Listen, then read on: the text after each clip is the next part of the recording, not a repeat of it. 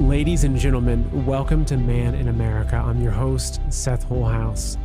Today, I feel so lucky to sit down with one of my favorite guests that I have on, and that's Dr. David Martin. And for some reason, the shows I do with him always find this special place in the conversation because we start off at some of the surface things, but then just go deep into the heart of the matter. And what we get into in today's discussion, I found to be arguably one of the most important messages I think we need to hear right now. And it's how to overcome the fear and to see the Great Reset, the New World Order, the coming lockdowns, all this, to see it for what it is. And the way that David describes it and frames it is just incredibly powerful. So I hope that you enjoy this interview. I hope that it's so good that when you finish it, you're going to share it with your friends and your family and all the people you think should see it, because I think it's a message that we need to be focused on right now. And I think it's a very important message in laying the foundation for what we can do to get through this next stage, this next year, and on to the next step of what this country can become, because there's a lot of things it can become, but I think we want to make it the country that we choose to make it and make it become what we want it to become. So anyway, before we get started, make sure you're following me on social media at Man in America. Every show is done as a podcast as well. So if you want to listen instead of watch, just get your favorite podcast app like Apple Podcasts or Spotify, search for Man in America. You'll find me there. And finally, we're doing a weekly silver giveaway. So every week, we're giving away 5 ounces of pure silver. These are 1 ounce Buffalo rounds. And all you have to do is enter at silverseth.com. That's silverseth.com. If for some reason that URL doesn't work in your browser, you can also go to maninamerica.com/win. So it's maninamerica.com/win as a backup if for some reason SilverSeth doesn't work. But what you do, go on there, put your name, your email, you enter once, and you're re-entered every week to win 5 ounces of free silver, because we just love the Man in America audience and we're just giving away silver. So why not? All right, folks, please enjoy this interview with Dr. David Martin. David, it is such a pleasure and an honor to have you back on the show. Thank you so much for being here today. It is indeed a delight, Seth. I enjoy it, and it's wonderful to see you again and see that we're thriving in a time where genuine humanity is flourishing against the backdrop of the compost of the old system. So wonderful to be here. What a great way of putting it, the compost of the old system. Yeah. So, well, there's always so much that we can talk about, and I think there's so many different areas we could go into and just have hours of conversation. But I first came across you in the original Plandemic movie, and with Mickey Willis and Judy Mikovits, and you were someone that I think had not a crystal ball, but this immense insight into the COVID pandemic and the background, the history, the patents, the goals, the way it was going to be rolled out. And so much of that really proved to be very true. And so here we are, for a lot of people, they're like, oh my goodness, finally we're past the pandemic, until, of all people, Alex Jones, comes out. And again, the hashtag Alex Jones was right. I mean, it's spot on. He comes out. This was released I think last week, where he said, exclusive Biden admin preparing to bring back full COVID restrictions, rollout to begin mid-September. So that story came out. Then we started seeing all kinds of other stories coming out, basically backing up that. We have, Lionsgate now requiring masks and I think even testing. We've got certain colleges now are going back to masks. Natalie Winters, shared this recently on Twitter, where she found that the federal government has already begun buying COVID-19 equipment and hiring consultants to enforce pandemic-era safety protocols. And some of these contracts are scheduled to begin in September and go in October. And I went and looked into some of those, and it's exactly it. So everything points to them, especially heading into an election year, restarting this COVID engine, restarting the fear, the masks, the lockdowns. Yeah. What are your thoughts on this? What are you seeing? Well, remember that this was a behavior modification exercise in what we're going to call COVID 1.0.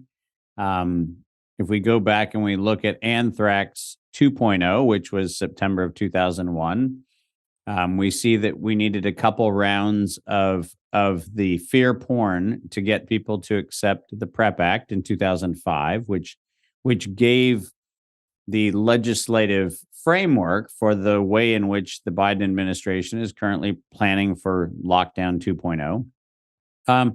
This is a very old playbook. I mean, if we go back and we look at how old the playbook is, we can certainly go back and see that these syphilis experiments were what we needed to get everybody addicted to penicillin. We needed the HIV epidemic to get everybody addicted to AZT and very costly medications. We needed to create hyper allergies, food allergies. We needed to create all kinds of other things with environmental toxins so that we could get people addicted to epinephrine pens, which then mysteriously became $40,000 a dose. I mean, it's amazing how this works.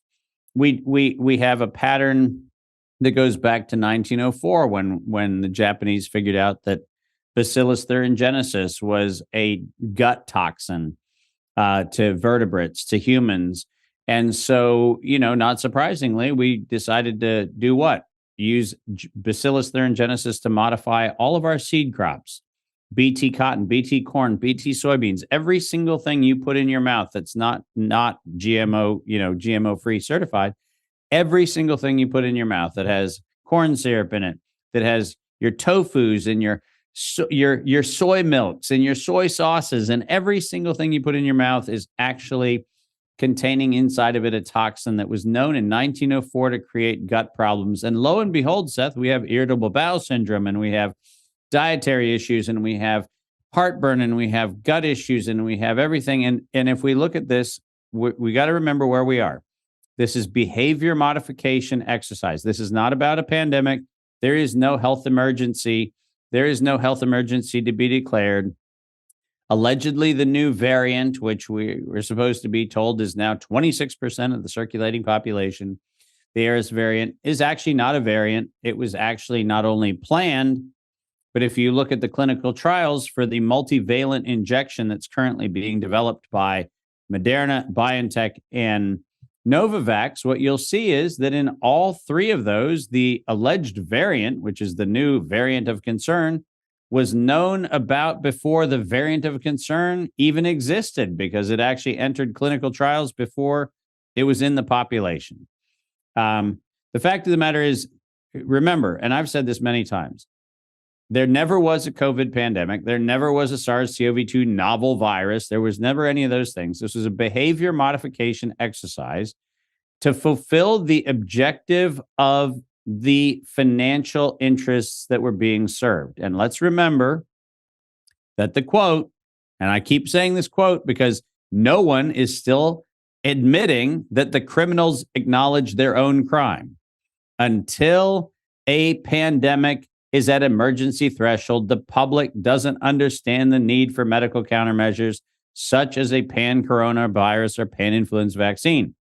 We need the media to create the hype.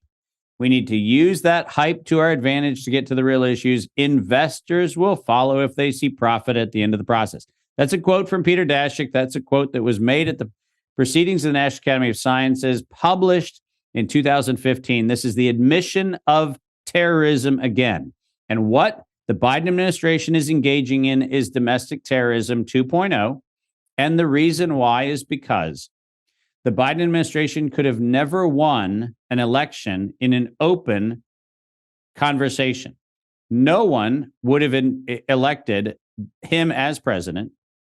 No one would have elected a Democratic ticket if people were not glued to their televisions under lockdowns. The administration of Trump that allowed for those things to happen was administered by who? Anthony Fauci and Alex Azar, treasonous individuals in chief, whose sole purpose was to get people out of public conversation, out of the debates, out of the just random interactions that people have to talk about matters of state. Get people addicted to the TV, get them in front of MSNBC, a criminal co-conspirator, NBC, a criminal co-conspirator, CNN, a criminal co-conspirator, get them in front of the propaganda machine, and lo and behold, you can actually overthrow a government, which is exactly what they want to do in round two. And it turns out that Democrats will win in a state-controlled faux election that has people masked, has people at polls standing 6 feet apart, and has the election process done on digital platforms, which will not and cannot be audited for any authentic performance. So guess what? It's the game plan. And remember, nobody's sick right now. People are actually dying from the effects of the hyperacceleration of cancers from the pseudouridine that was in the shots. People are dying of myocarditis, but nobody's sick right now. So remember, this is domestic terrorism. It is a clear treasonous act by the head of state, which is the reason why in the Constitution we had provisions that said that when the government no longer is in service to the people, we have within our rights to replace the government. And there's a lot of questions that come up for me with this. So looking at what their behavior modification 2.0,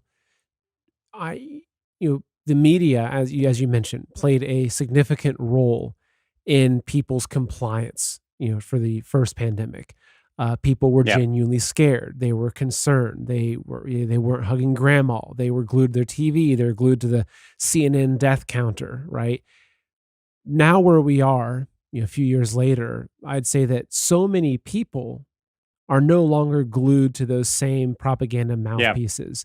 There's a lot of people that are watching independent shows. They're watching, Tucker on Twitter. They're watching shows like this.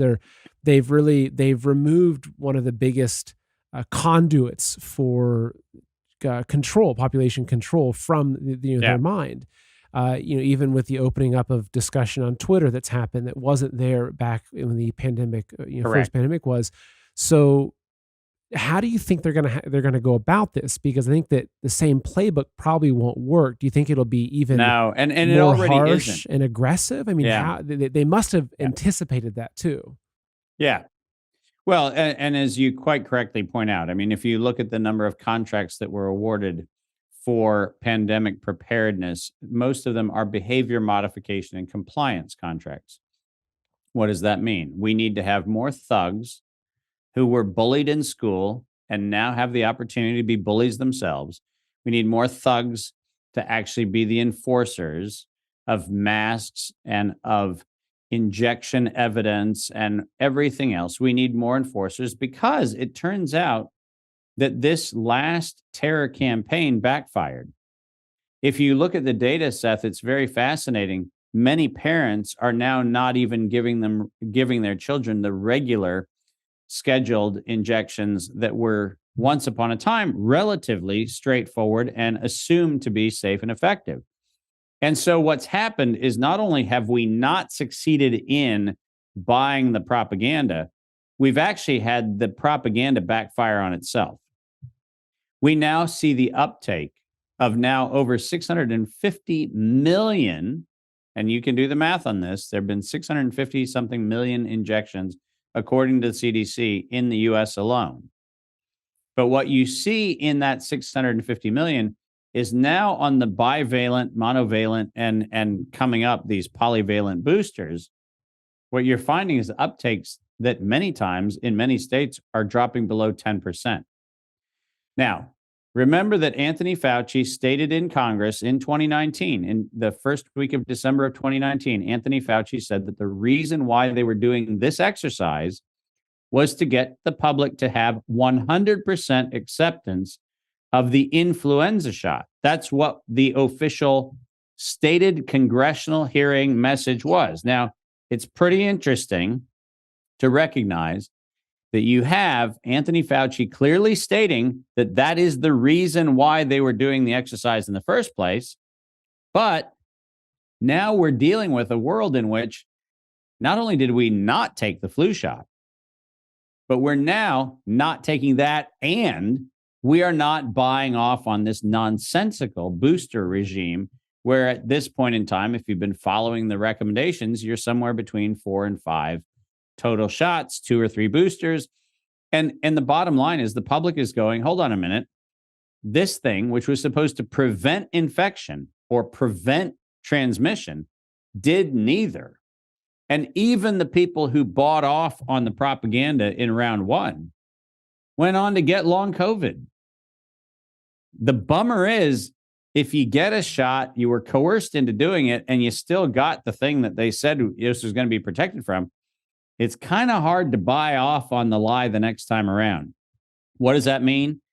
That means that the draconian lockdown pressures the suppression of freedom of speech, the suppression of freedom of movement has to be scaled up.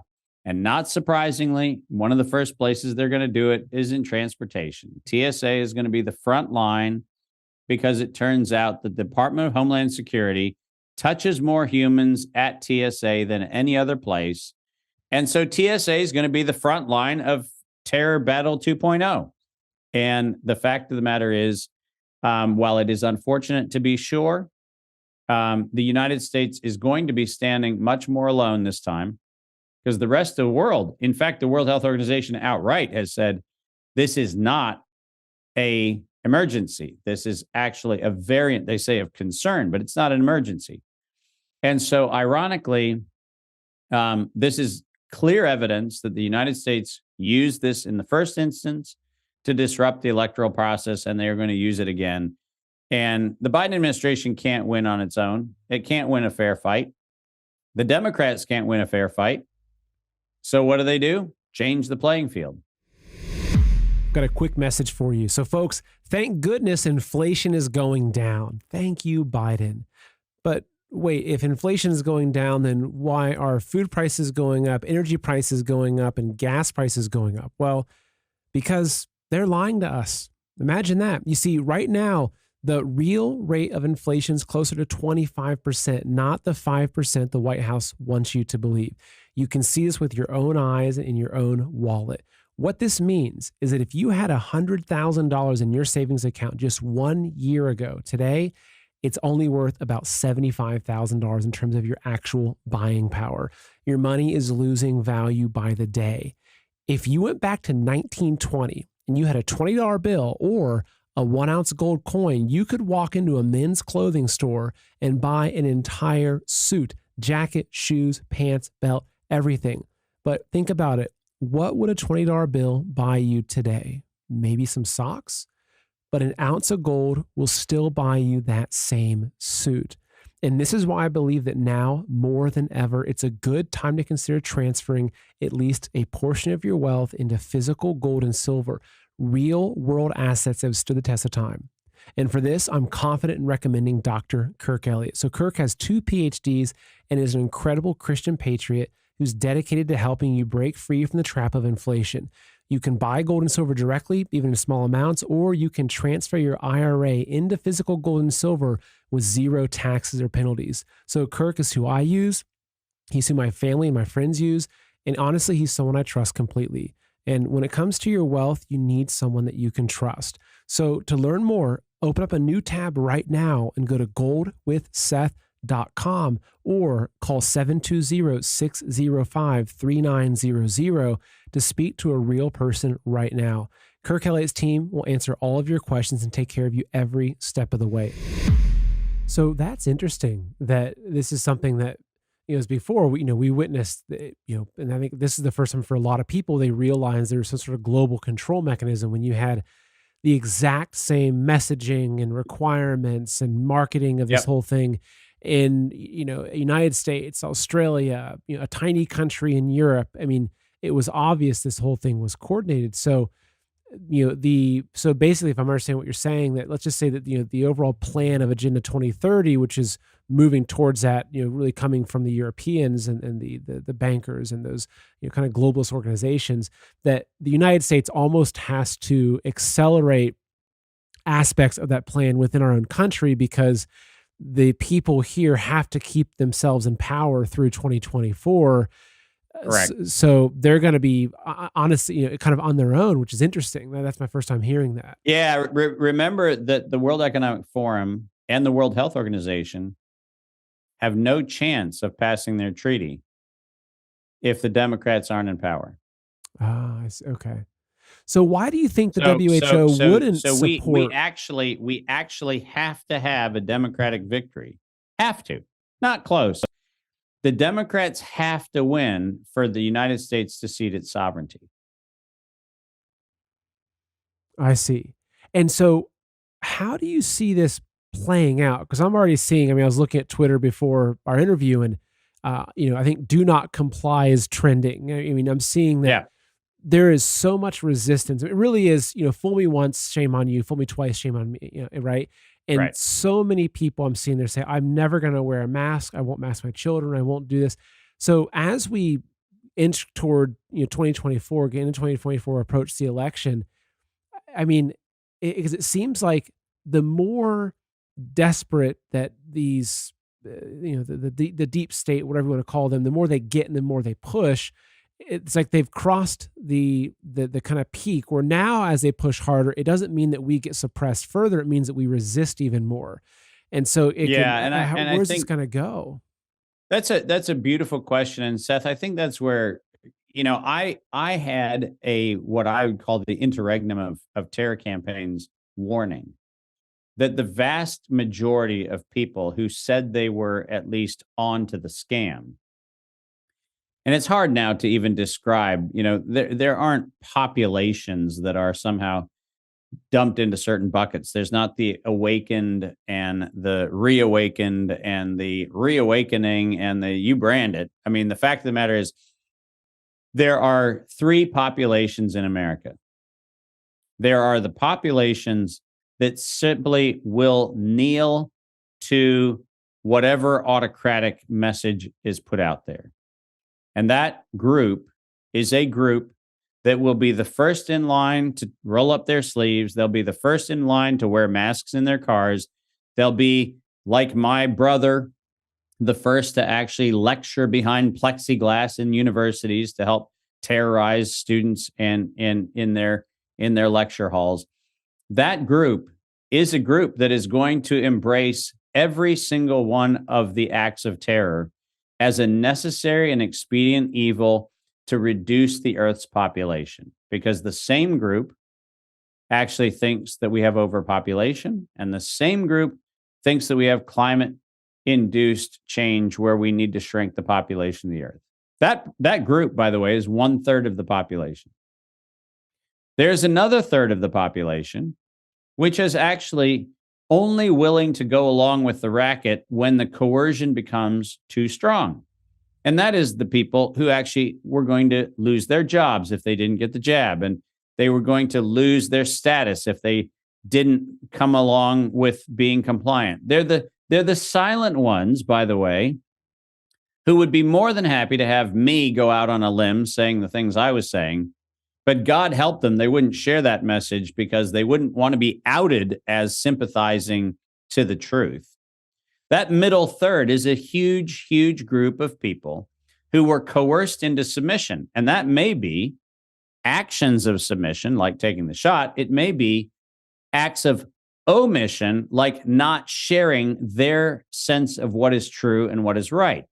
But that middle third is the third that is going to be the swing vote, because the other third, right? And that third is the third that said, no way in hell, you're not going to modify my genome. And by the way, as much as CDC wants to lie about it, we'd never hit 80% compliant with the injection. Never. At best, if you actually look at any of the data that's out there, at best, we got to 67, 68% maybe. But that means a third of the population said hell no. But here's where that third of the population needs to wake up. And it is not awake, by the way. We should be the ones right now increasing the amplitude and the pressure on school boards and on public officials and on elected officials. And right now, we should be saying, we dare you to bring back a mandate, right? We dare you to bring back a mandate because we are not going to be the agencies of domestic terrorism, and we are not going to watch it happen on our watch. And right now, we've got a bunch of people who have celebrated the victory of coming through COVID-1, and they think that they won. They think it's over. They think they're out of the woods, and they are not.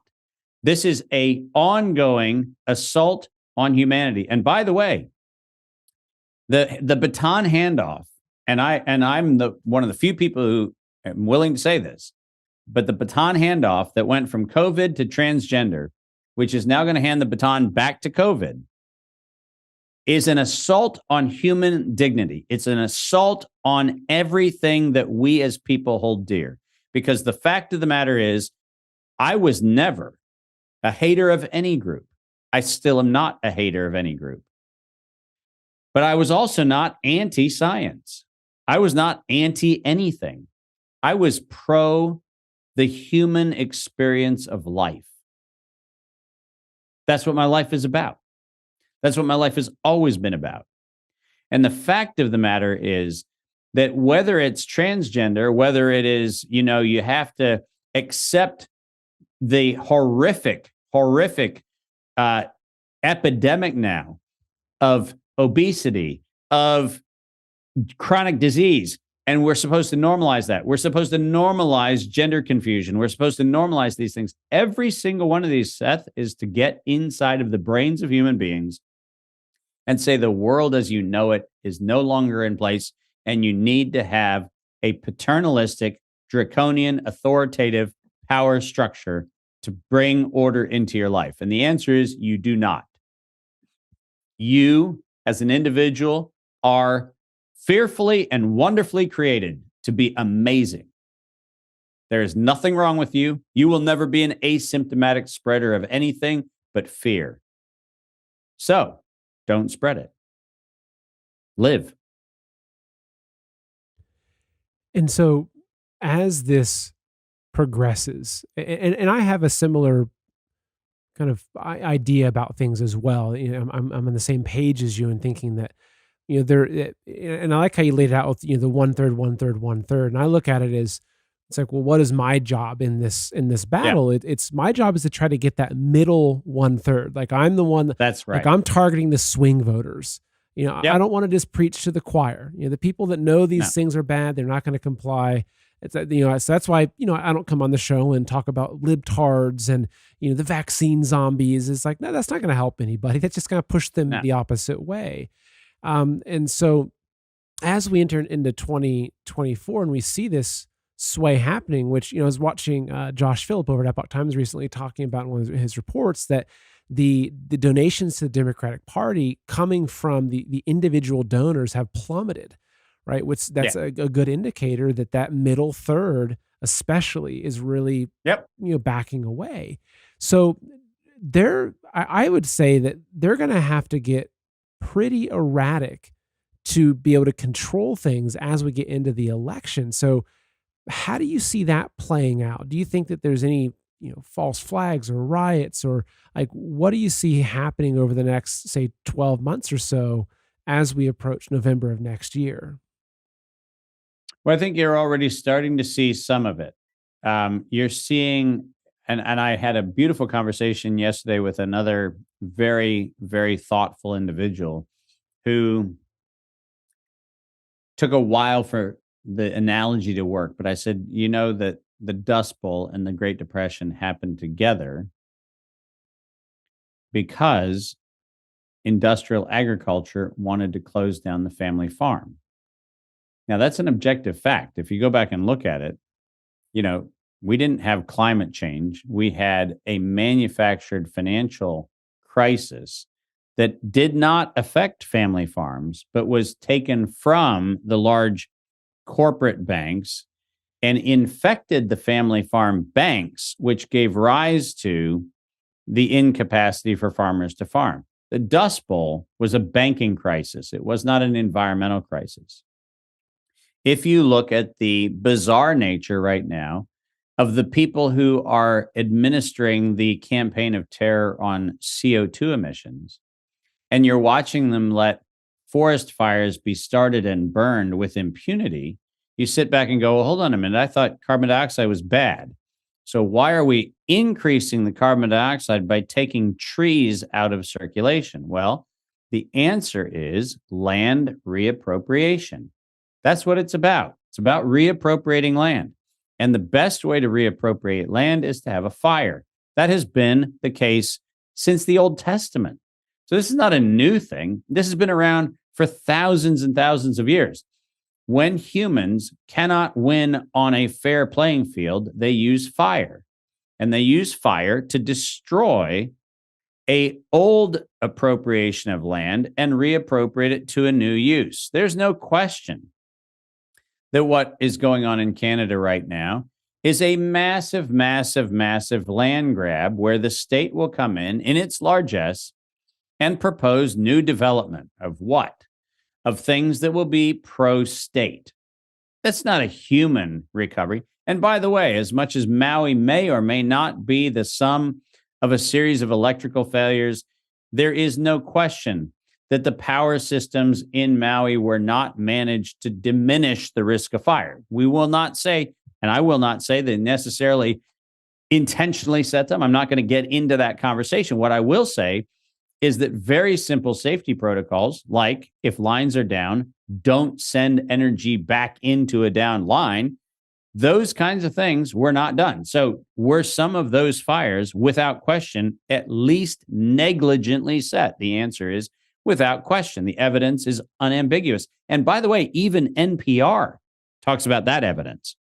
So the fact is, we know that what we have is a situation where this ongoing campaign of terror is about reallocating, redistributing, and reappropriating resources into state control. And there's no question that that's what happened in Maui. There's no question that's what's happening in Canada. And there's no question that that's what's happening in fires that are going on all around the world, remarkably in places where climate change activists say they're the most concerned with climate change. They're pumping CO2 into the air. So this hypocrisy is necessary to create the cognitive dissonance. Because when you sit there and you go, I don't even know what anybody stands for, what's going to happen is we're going to have more of these false events. What are they going to look like? I've talked about this before. We have been conditioned to accept that there is an alien threat.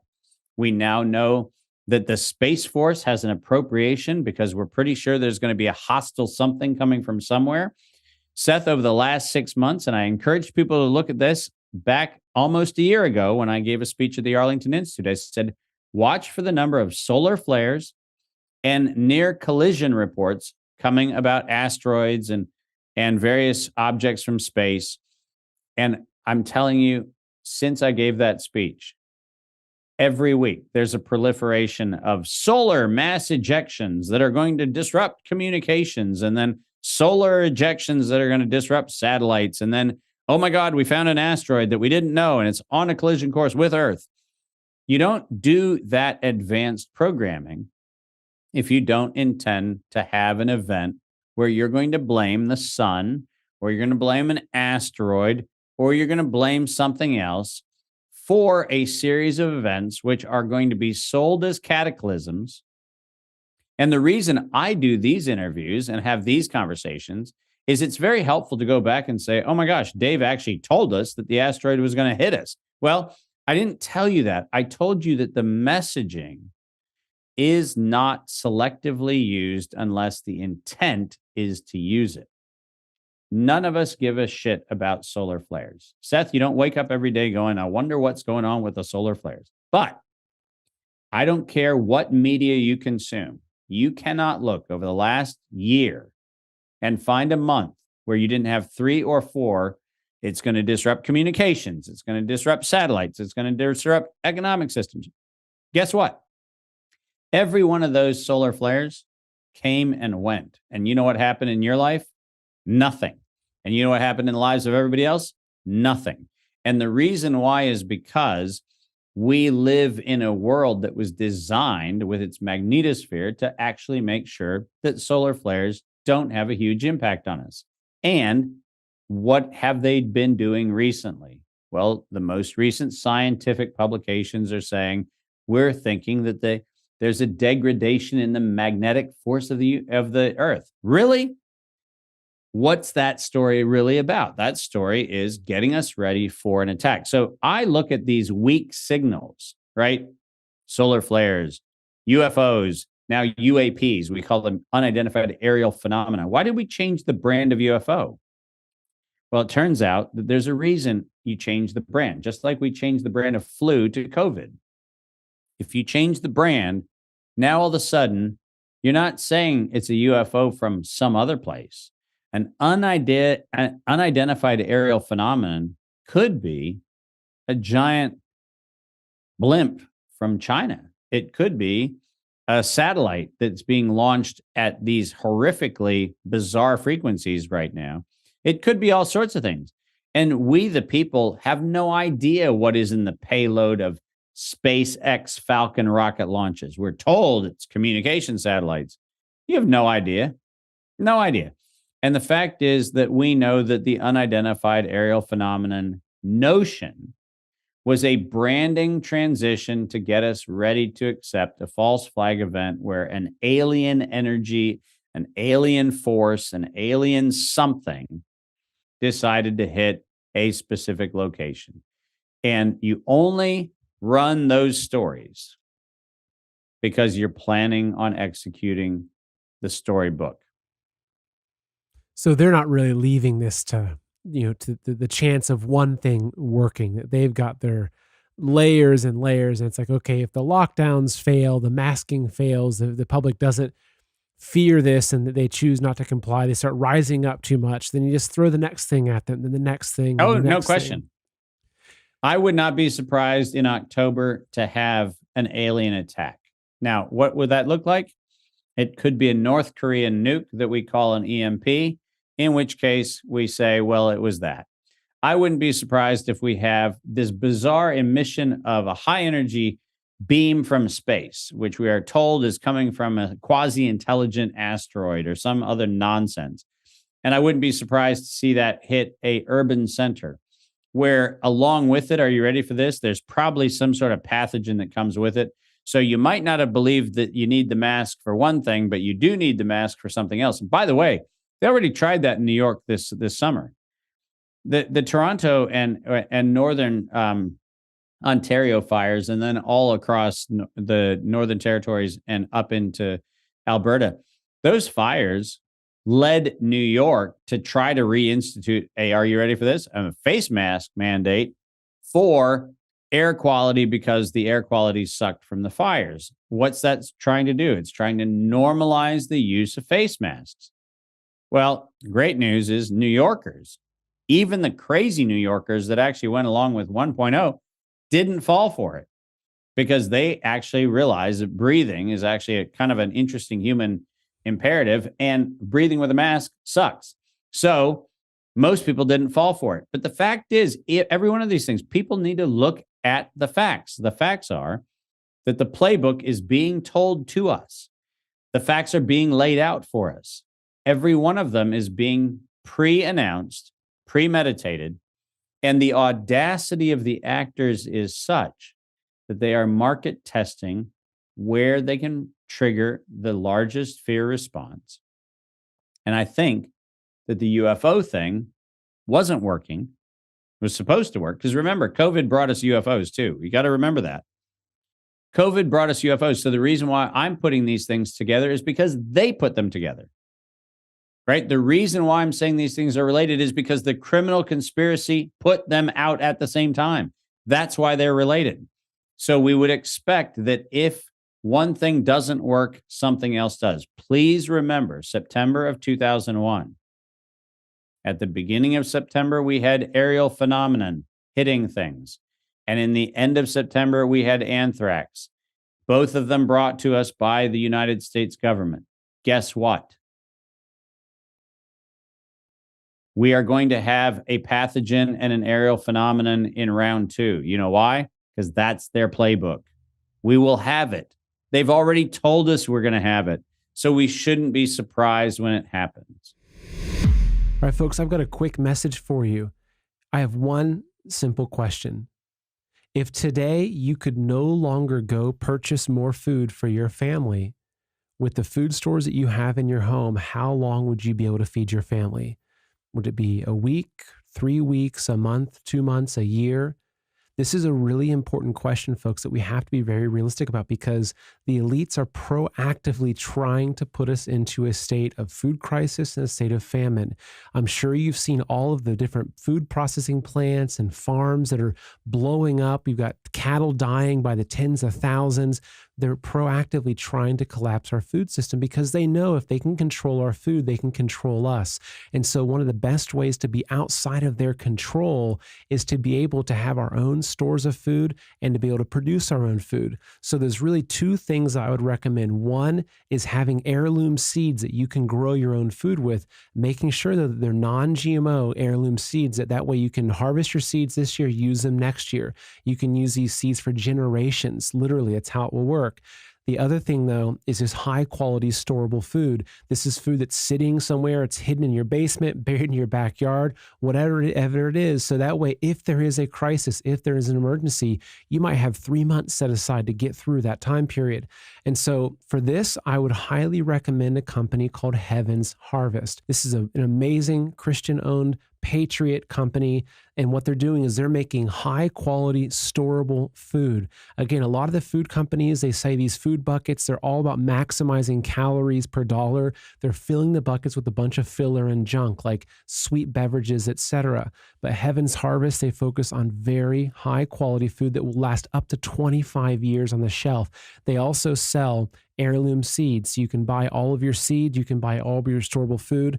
And look, folks, personally, I would recommend having at least 3 months per person in your household, if not 6 months or even a year. Again, depends on your budget, but I would definitely make sure you have some seeds because those seeds could be worth their weight in gold, if not more in the future.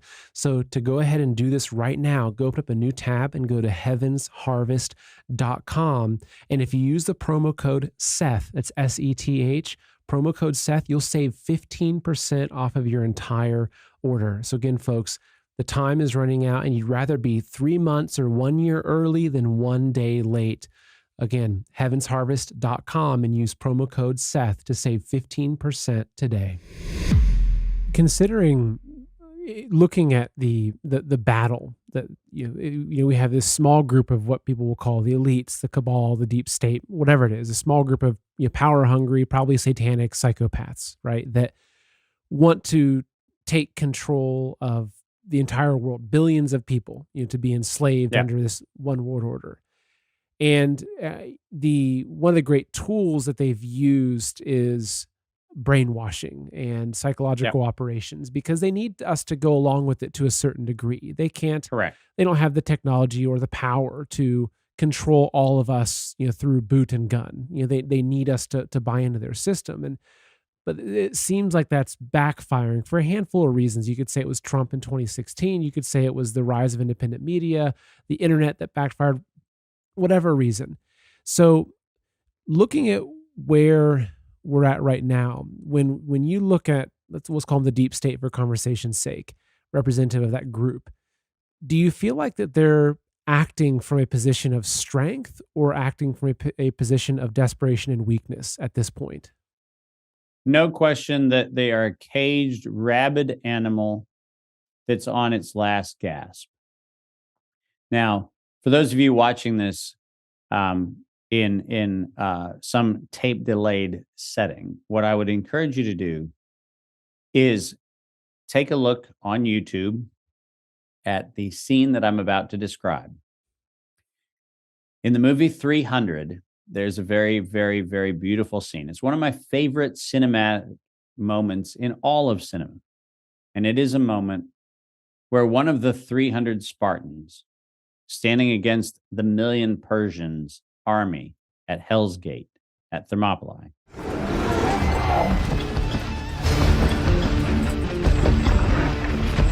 Our eyes bear witness to the grotesque spectacle coughed forth from the darkest corner of Xerxes' empire.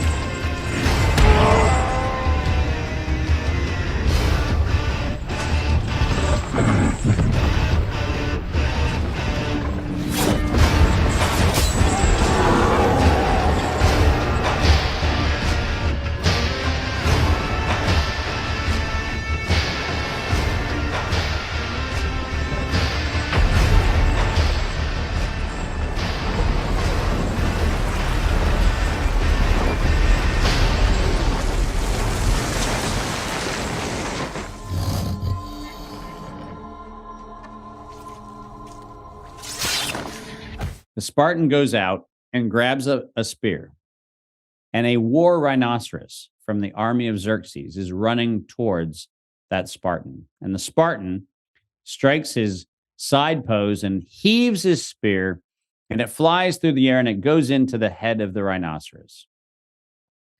And the rhinoceros keeps running. It keeps running and keeps running. And the Spartan stands his ground. He does not flinch. He doesn't move, and he doesn't even change his pose. He stands there, left foot forward, throwing arm still very clearly clenched.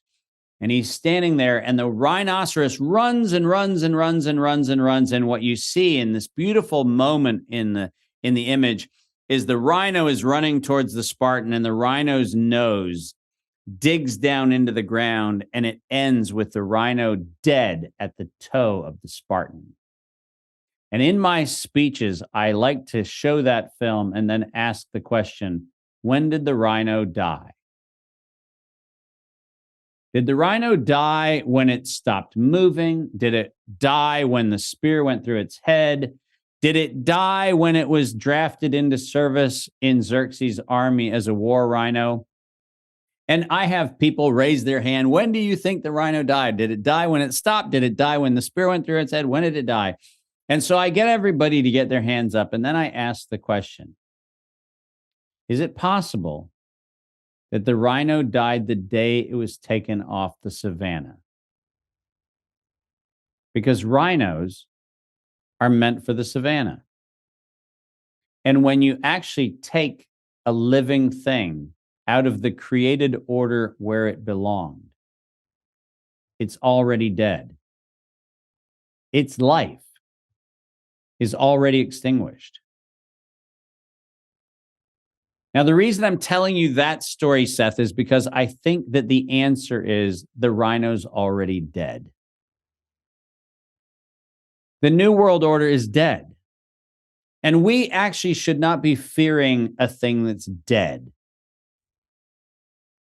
Because the fact of the matter is, these individuals, whether it's the Yuval Hararis or the Klaus Schwabs, whether it is the Joe Bidens or the Hunter Bidens or the Kamala Harrises or the anybody else, the Bill Gateses of the world, they made a decision in the 1980s and early 1990s. They made a decision that there were too many people. And so they had to decide how to kill off a segment of the population. Now, when you make a decision that says, I'm going to, through the cunning use of injections, I'm going to do it through the cunning use of food supplies, I'm going to do it through the cunning use of migration or war or anything else. When you decide that you are going to actually achieve your objective by extinguishing the lives of others, you stopped living. And I think we would do ourselves a massive favor if we sat back for a moment and contemplated the fact that we are reacting to the activities of a quivering, reflex-only, no cognitive function corpse. Now, that doesn't mean the corpse can't create damage. It doesn't mean that it can't flail about. But it does mean it is not to be feared. Because it turns out that if you walk away from that rabid caged animal, if you walk away from the rhino charging with a spear through its brain, if you walk away from the Klaus Schwabs who are railing against the fact that we ever even have fashion, his latest rant, the fact of the matter is, just stand your ground. Because the rhino can't get you. It's already dead. And I wish that particularly people of faith would hear this message, because I am really, really surprised at how many people who tell me that they have faith in some sort of giant cosmic order still cower in fear at AI or at the New World Order, at whatever else. Who cares? It's dead. It has been declared dead already. It actually knows it's dead. And it's doing its last gasp to try to save itself. And guess what? It's dead. And we would do ourselves a great favor by going, look at it flail. Look at it thrash about. Look at it do its nonsense. Look at it still trying to run, still trying to do the weird things it's going to do. But it's dead. And we don't need to sit there and go, well, how many more spears do we need to throw through its brain? It's already dead. Such an important point. I think it's maybe it's the most important point for us right now, because Yep. I believe that fear is one of their greatest control mechanisms. And I think The that only tool they have, Seth, it's the only tool they have. And if you get rid of that, none of it matters. Yeah. And it reminds me, so my daughter, who's turning 3 next month, she has all these little toys, and these toys you wind up, and like she has this little chick that she loves. You wind it up and it goes, kind of pitter patters around the floor, but it stops. And that's, I've heard also someone else describe it in that way before. It's almost like it's this giant dial that was set into motion a long time ago with these particular plans. But it's like the people that wound up the toy, the entities that set the dial into motion, are already dead. And what we're witnessing is just the motion that was already set in, the dominoes that are already falling. Exactly right. That have lost the entity and the power and everything behind them. It just, and you can almost see it when you look at what's happening with different things. You see, like, no one's fearing that. Like why are they still pushing this thing? It's almost as if they'll come out with a press conference after something happens, and it's like the event happened, it did not have the desired effect, yet they still act like it had the exact effect that they wanted it to. Right? Because their playbook is already written. Well, and I think I love the analogy, the wind up tour. I actually have those pullback things that were the pullback cars that you'd wind up and then you'd zip them across the floor. And I still think they're amazing. And I'm 56 and I still love playing with them. But now I'm a grandpa, so I get to, because I now have 2 grandchildren and I'm getting to be a kid all over again. But listen, I mean, that's the fact. The fact is, and here's the thing. If we recognize the fact, right? And remember, if you have part of your plan is there's 7.5, 8 billion people on the planet, let's get rid of 1 billion. If that's part of your plan, you're already dead. People aren't going along with your plan. That plan is not going to be a plan that works. I used to find it amusing. Now I don't even find it amusing. I find it tragic. I grew up in a very what I would call socially conscious conservative environment. What that means is that we were historically trained to be pacifists. We were historically trained to be part of the peace church movement. And I find it fascinating that my family and my extended family have embraced the political party under the Obama administration and under the Biden administration, who have unleashed more acts of war, and specifically acts of primary aggression war. These are not defensive acts. These are not looking out for somebody else. These are actually instituting wars for their own mercenary purposes. And I love the fact that no matter who it is in my family, not one of them can live through the hypocrisy of saying that they valued, allegedly, the church's stance on nonviolence and peace, but somehow or another can vote for people who, for example, under the Obama administration, led to more U.S.-based assassinations than in the sum of all other U.S. history. The drone strike program under Obama became the deadliest destabilizing force that we've had. And we still have people who go, he got the Nobel Peace Prize. What? This guy was a mass murdering psychopath. But because of the color of his skin, he's allegedly a benighted saint. Here's the problem. The problem is anytime you see that level of cognitive dissonance, you know that the programming is meant exactly to your point, to hypnotize and to control a population where they suspend their own critical thought and they suspend their own view of reality, including people who, listen, if I described the events that led up to Ukraine, which By the way, I did a show on a year before Ukraine, forecasting exactly the events that were going to happen in Ukraine. So talk about tea leaf reading. Nailed that one. But I did that event. If I actually sat down in the churches I grew up in and said, who do you think would be responsible for the description of what I just told you? They would immediately say, oh, that's the war hawk Republicans. No, it's your tree-hugging left Democrat. That's who brought you that campaign of terror. And that kind of thing. Remember what's happening. The Bible refers to this as having your conscience seared. Now, most people don't understand what that specifically means. Searing a thing is something that's done with a hot iron. And what it is actually something that doesn't impede the flow. It actually blocks the flow. So a seared conscience isn't a conscience that still kind of works. A seared conscience is a conscience that doesn't flow at all anymore. And we are living in a world where we live among a society with seared consciences. I like to remind people of their own language sometimes, because I think many people of faith forget that we actually were told that these kinds of things happen. The whole reason why the Old Testament is filled with the minor prophets is because this happened over and over and over and over and over again. We've had Anthony Fauci 4.0, 5.0, 6.0, and all you have to do is read the book of Judges and you realize this has been around for a long time. But the problem is we're still not learning.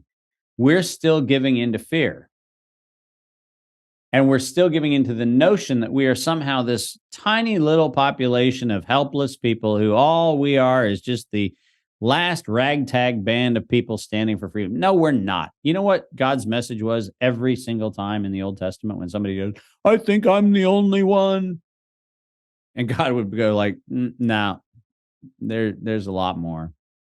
But I feel like I'm the only one. No, there's a lot more. What's the point? The point is we need to stand together.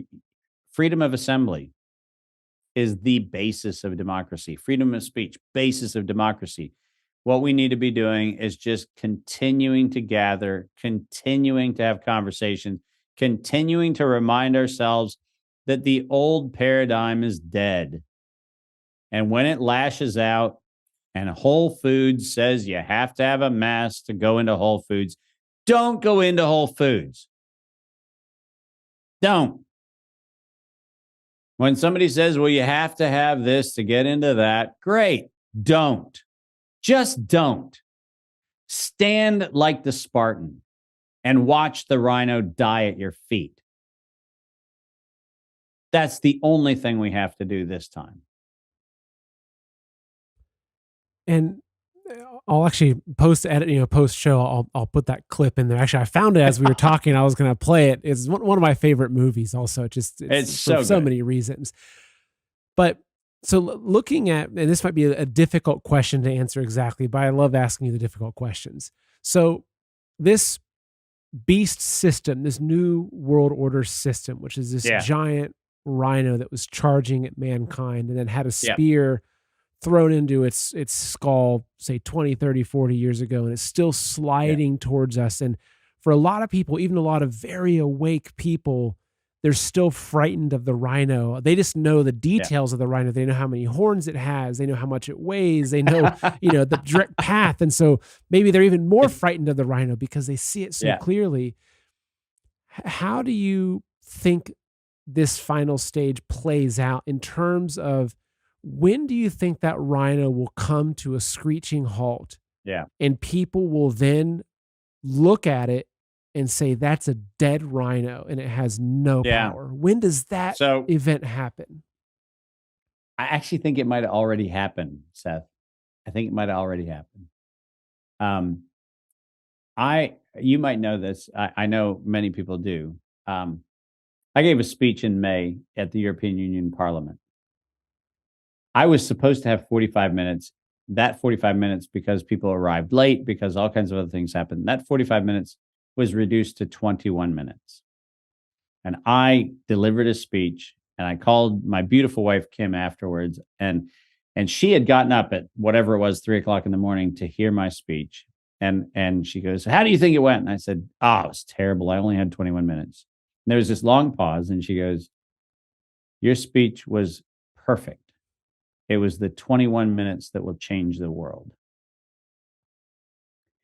Seth, that video now has been seen, based on the last report I just got, 4 billion times. It is the most downloaded video in human history.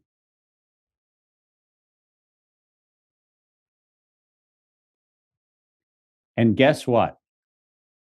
One fact check organization, only one, has even come out trying to dispel the facts of what I said.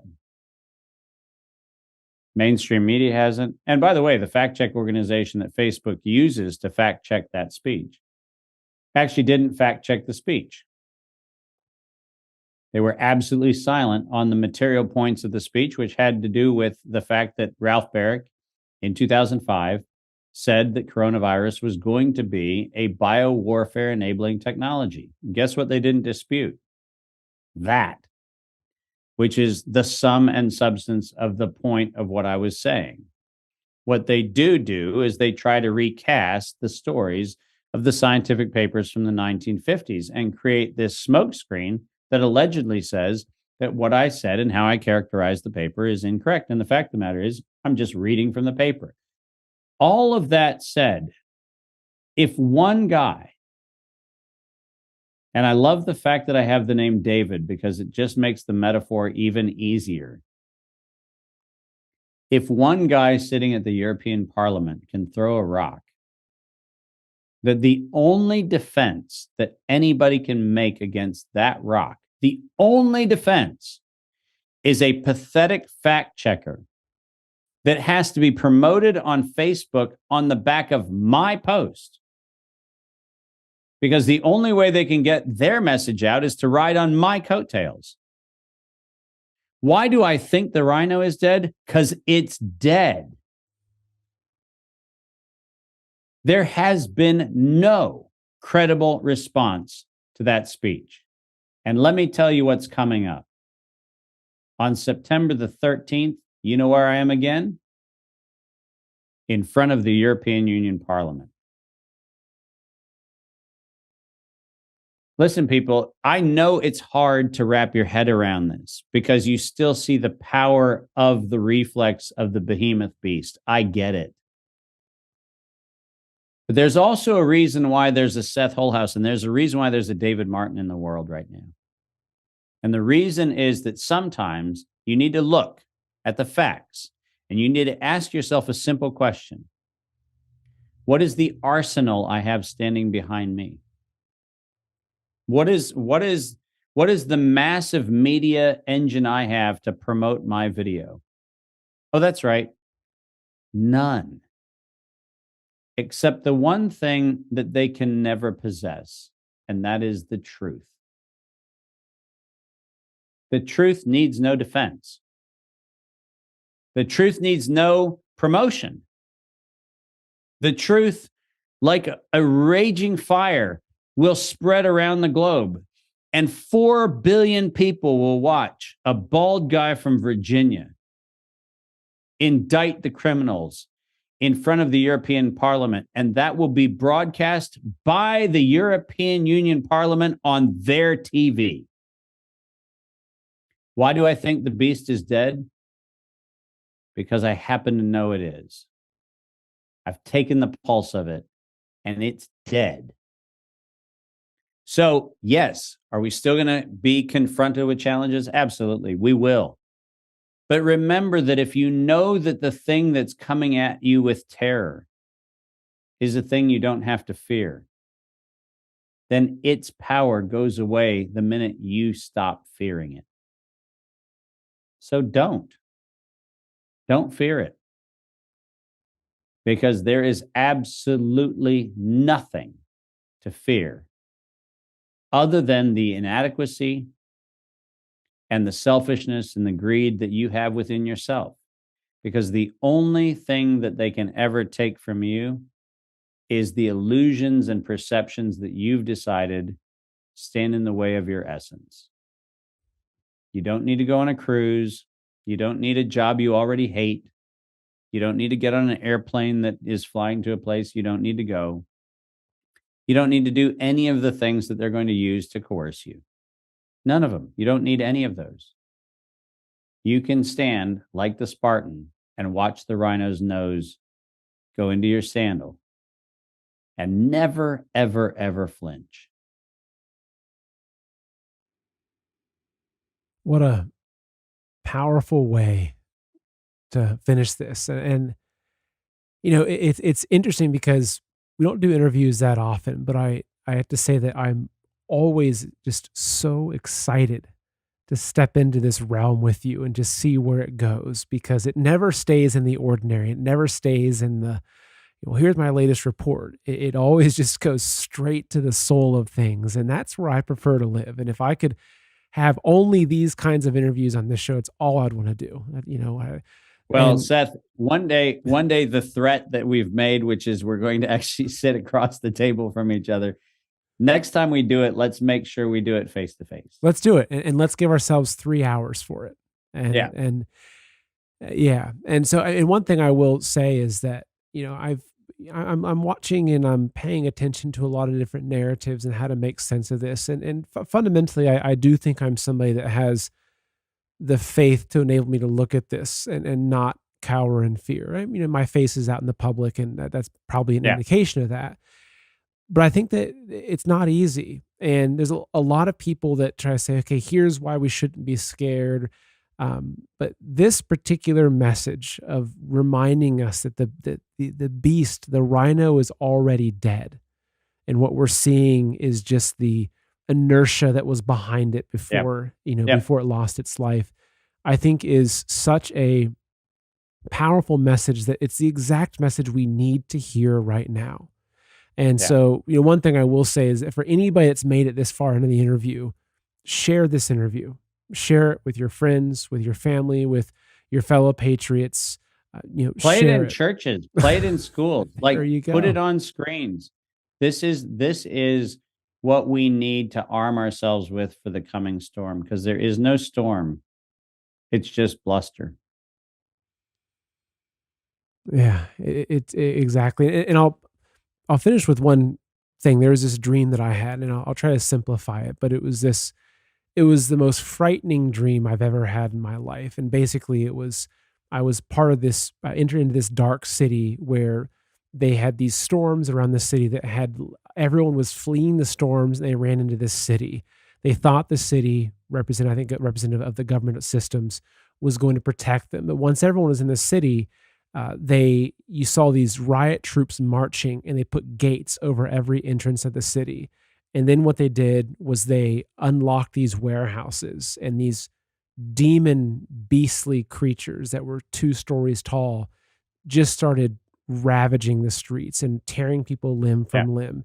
And I rose above it. And I floated way up above the city and up above everything. I saw this happening in all these big cities around the world. But then I realized as I went higher up, I went above the clouds and above the storm, and it was this beautiful sun. It was this beautiful, just magnificent scene. And what I realized was that even the clouds, the storm clouds themselves, were fake, and that they were an illusion created to make people rush into the arms of the government, where the government would then tear them limb from limb. And it was the fear of that led people to their demise. And it was what you're describing really reminds me of that, and the importance of us not being afraid. Yeah. Absolutely. And I can't wait for our sit down when we're face to face. Exactly. David, where's the best place for people to follow what you're doing and to support what you're doing? Well, Kim and I have made a commitment to support this with our lives and our treasure and everything. And so what we encourage people to do is share this message as much as you can. I now have a pretty big presence on Twitter. So Dr. D Martin World. I won't get that right. You'll put the right one up on there. But I continue to do a lot of public appearances. I'm trying to increase those whenever it is face to face. So I'm doing a big speaking circuit through Europe in the coming couple weeks. I've really tried to commit to being connected to people. I don't think that the internet is our answer. I think it's helpful to get messages around, but I'm advocating more and more assembly of people just because I know we're stronger when we actually see each other standing together. And so I'm trying to do as much of that as possible. So the best thing to do is get your community together, figure out a way to, host a movie screening of American Revolution, have an evening when we have this kind of a conversation. And the easy thing to do is find an excuse to get together with people. And the likelihood is a big enough group of people and I'll be there. Because it really is, we need to be together now. We need to actually turn off the entirety of this digital addiction that people have gotten into. We need to remember that if it means that we drive to places, fly to places, ride our bikes to places, whatever it is, keep getting together because that's where the magic happens. So all my typical online stuff is there, davidmartin.world. Kim and my stuff at fullylive.world and the fullyliveacademy.com. You can find us a bunch of places, but the best place to find us is in your living room or in your church or in your community center or in your school or in your venue, wherever it is. That's the best place to find us because we belong connected to people. That's where we belong. Well, thank you so much, David. I really appreciate what you're doing. And it's great to have you on. And I can't wait to get one of the in-person ones set up. All right. Very good. Take care, Seth. Thank you.